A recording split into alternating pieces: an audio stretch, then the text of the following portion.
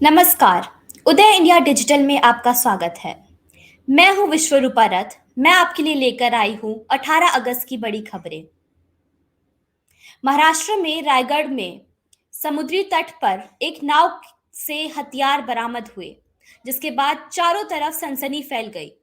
इस नाव में तीन एक के 47 ऑटोमेटिक राइफलें और भारी मात्रा में कारतूस मिले थे, जिसके बाद सभी को आतंकी साजिश का शक होने लगा था, क्योंकि साल 2008 में 26/11 के हमले में भी इसी तरह नाव से हथियार लेकर पाकिस्तानी आतंकवादी मुंबई आए थे।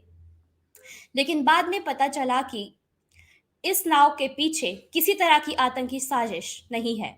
महाराष्ट्र के उप मुख्यमंत्री देवेंद्र फडणवीस ने बताया कि अभी तक की जांच के मुताबिक यह नाव ऑस्ट्रेलिया की एक महिला की है।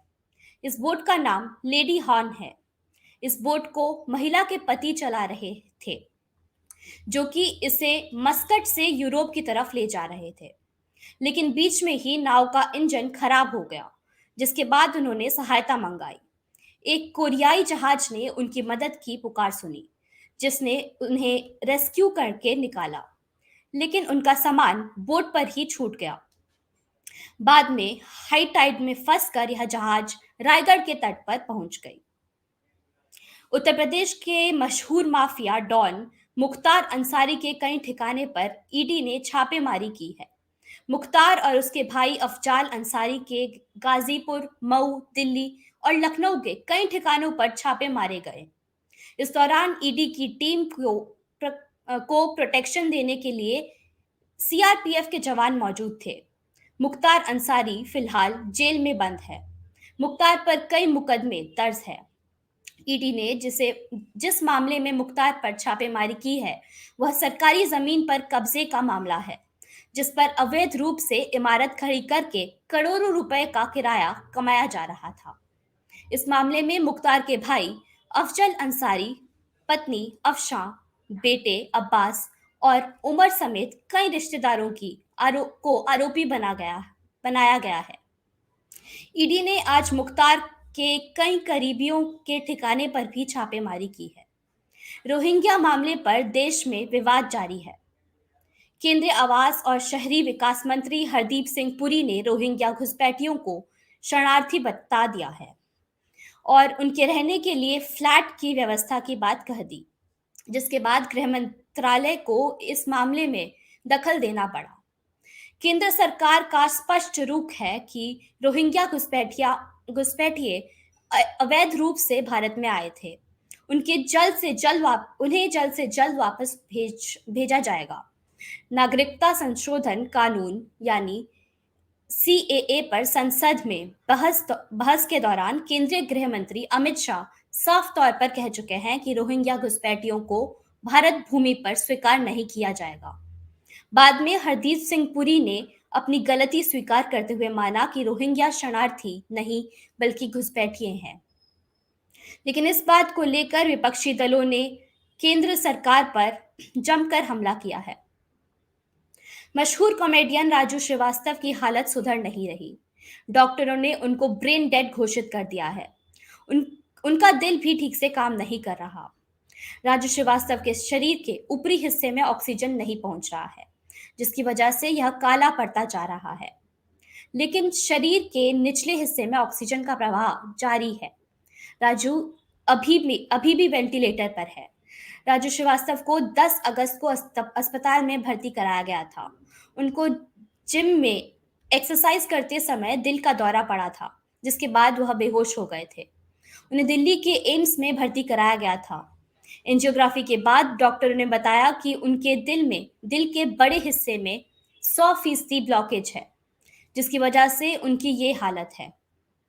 राजू श्रीवास्तव अब ब्रेन डेड है और यह उनके चाहने वालों के लिए अच्छी खबर नहीं है। केंद्रीय सड़क और परिवहन मंत्री नितिन गडकरी ने आज देश की पहली electronic air condition double decker bus launch की है। यह लॉन्च कार्यक्रम मुंबई में हुआ। इस बस को अशोक लीलैंड कंपनी ने तैयार किया है। इस बस की रेंज 250 किलोमीटर की है, यानी एक बार चार्ज करने के बाद यह बस सभी यात्रियों को लेकर 250 किलोमीटर की यात्रा कर सकती है। अशोक लीलैंड कंपनी ने बताया है कि इस बस के लॉन्च के साथ ही उसे मुंबई से 200 डबल डेकर बसों का ऑर्डर मिल गया है। केंद्रीय सड़क और परिवहन मंत्री नितिन गडकरी पहले ही बोल चुके हैं कि वह आने वाले कुछ ही सालों में पूरे देश के डीजल पेट्रोल वाहनों को इलेक्ट्रॉनिक वाहनों से बदल देंगे। बिहार में राष्ट्रीय जनता दल के सत्ता में आने के बाद अपराधियों के हौसले बढ़ते जा रहे हैं। अचानक कई तरह के अपराध बढ़ गए हैं। गुरुवार को सेना के एक जवान की गोली मारकर हत्या कर दी गई। यह घटना बिहार की राजधानी पटना के व्यस्त इलाके में हुई। सेना के जवान को पहले लूटने की कोशिश की गई, लेकिन उनके विरोध करने पर अपराधियों ने उन्हें गोली मार दी। बबलू कुमार नाम के इस सेना के जवानी की पोस्टिंग गुवाहाटी में थी। वह छुट्टियों में घर आए थे। पटना में ही एक लड़की को गोली मार दी गई।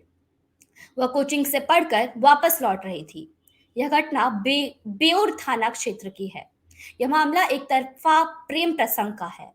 उस लड़की को आरोपी लड़के ने रोकने की कोशिश की थी, लेकिन लड़की रुकी नहीं, जिसके बाद नाराज होकर लड़के ने उस पर गोली चला दी। लड़की की उम्र महज 15 साल है। उसके गले में गोली लगी है, जिसकी वजह से उसकी हालत गंभीर बनी हुई है। इसके अलावा बिहार में के राजधानी पटना से सटे दानापुर में अपराधियों ने एक डॉक्टर की भी हत्या कर दी है, जिसकी वजह से उनकी घटनास्थल पर ही मौत हो गई। बिहार में सरकार बदलने के बाद आरोपी इतने बेखौफ हो गए हैं कि वह पुलिस पर भी हमला कर दे रहे हैं। राजधानी पटना के फुलवारी शरीफ में चोरों के एक आरोपी को गिरफ्तार करने पहुंचे यूपी जीआरपी के एक दरोगा को आरोपी ने घर में बंद करके पीटा और उसे अपने पालतू कुत्ते से कटवा दिया। कर्नाटक के सभी स्कूलों में राष्ट्रगान जन गण मन गाना जरूरी कर दिया है। इस बारे में राज्य के शिक्षा मंत्री ने आदेश जारी कर दिया है। खबर मिली थी कि बेंगलुरु के Saint Joseph Boys High School, Bishop Cotton Boys High School और बाल्डविन गर्ल्स हाई स्कूल में राष्ट्रगान नहीं गाया जा रहा था, जिसके बाद राज्य के शिक्षा मंत्रालय ने आदेश जारी करके हर स्कूल में राष्ट्रगान गाना जरूरी कर दिया है। अब हर स्कूल में मॉर्निंग प्रेयर के बाद राष्ट्रगान गाया जाएगा। शिक्षा विभाग का यह आदेश सभी गवर्नमेंट, सेमी गवर्नमेंट, निजी स्कूलों और प्री यूनिवर्सिटी कॉलेजों पर लागू होगा। देश भर में दूध उत्पादन में भारी कमी आई है, क्योंकि दुधारू पशु लंपी वायरस की चपेट में आ रहे हैं। रिपोर्ट के मुताबिक लगभग 10 लाख दुधारू पशु लंपी वायरस की चपेट में आ चुके हैं। यह बीमारी गायों और भैंसों में स्किन डिजीज के तौर पर फैल रही है। इस बीमारी से ग्रसित जानवरों को सांस लेने में परेशानी होने लगती है, जिसकी वजह से दम घुटने के बाद उनकी मौत हो जाती है। भारत में लंपी वायरस पशुओं की महामारी का रूप ले चुकी है। खबर है कि अब तक 50,000 पशु लंपी वायरस की चपेट में आकर दम तोड़ चुके हैं। इस वायरस का सबसे ज्यादा असर राजस्थान और गुजरात के क्षेत्रों में देखा जा रहा है। यह बीमारी मक्खियों और मच्छरों के जरिए फैल रही है। यह बीमारी राजस्थान और गुजरात के अलावा पंजाब, हिमाचल, असम और हरियाणा के मवेशियों में भी फैलती जा रही है। उदय इंडिया हिंदी के इस डिजिटल बुलेटिन में इतना ही।